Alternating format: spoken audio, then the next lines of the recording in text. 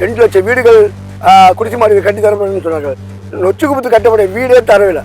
நொச்சிக்குப்பத்துக்கு 1980 வீடு சென்ற ஆட்சி கட்டப்பட்ட வீட்டை அது கொடுக்காம பெரிய 250 வீடு தான் கொடுத்துக்கிறாரு. சாந்த பின்னால் உள்ள தற்கால டென்ட் வாழ்ந்த இடத்தில் போன்ற ஆட்சியில் நாங்கள் தொடர்ந்து அந்த ஆட்சியை எதிர்த்து போராட அடிப்படையில் அந்த ஆட்சி என்ன சொல்லியிருந்தால், நாங்கள் பூர்வீக குடிகள், இங்கே எங்க நிலம்தான் எல்லாமே இருக்கிறது.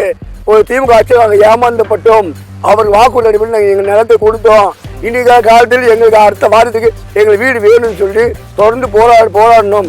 அந்த அடிப்படையில் அவங்க என்ன பண்ணாங்க, எங்கள் நிலத்தை வீடு கட்டின்னு சொல்லி 1182 வீடு குடிசைமாடி வீடு கட்டி ஒரு தரன்னு சொல்லி ஆட்சி மாற்றம் காரணத்தால் திமுக அவங்களுக்கு வீடே கொடுக்கல. இதுக்கும் அந்த நொச்சிக்குப்பத்து மக்கள் தொடர்ந்து 2-3 வருஷம் போராடுறாங்க. ஒரு ஆட்சியாளர் போராடுறாங்களே, என்ன போராட்டம் நடக்குது, ஏன் போராடுறாங்க, அவங்க உண்மையான கோரிக்கை என்ன, நியாயமான கோரிக்கை என்ன கேட்கறதுக்கு இங்கே ஒரு ஆள் இல்லை. ஒரு நாளில் ஐஎஸ் உளவுத்துறை என்ன ஆச்சுன்னு தெரியல. 1000 முறை அணுகிட்டோம். எங்கள் பொய் கேஸை போட்டு உள்ள பிடிச்சி போகிறாங்க.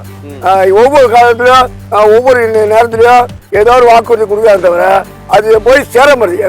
எங்கள் முதல்ல நேரில் பார்த்து இந்த மீன் மார்க்கெட்டுக்காகவும் இந்த குடிசைமாட்டுக்கு ஒரு முதல்ல நேரில் பார்த்து மனு கொடுத்து சொல்லிட்டு வந்தோம். அடுத்து வந்த ஒரே 10 நாளே அந்த கைது பண்ணுறாங்க.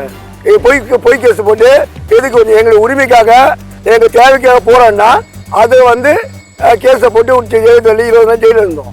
இப்படி ஏதாவது ஒரு விஷயத்தில் யார் உண்மையாக போராடினாலும் எந்த மக்கள் போராடினாலும் அவங்களுக்கு பொய் கேஸை போட்டு உள்ள தள்ளுறதால் இந்த திமுக ஆட்சி. இது மக்கள் ஆட்சி இல்லை, காவல்துறை ஆட்சி. காவல்துறை வைத்து கொண்டு இப்போ ரவுடிஸ் வச்சு ஆட்சி செய்கிற மாதிரி காவல்துறை வைத்து விட்டு மிரட்டி இவங்க ஆட்சி செய்வதுதான் இந்த திமுக ஆட்சி.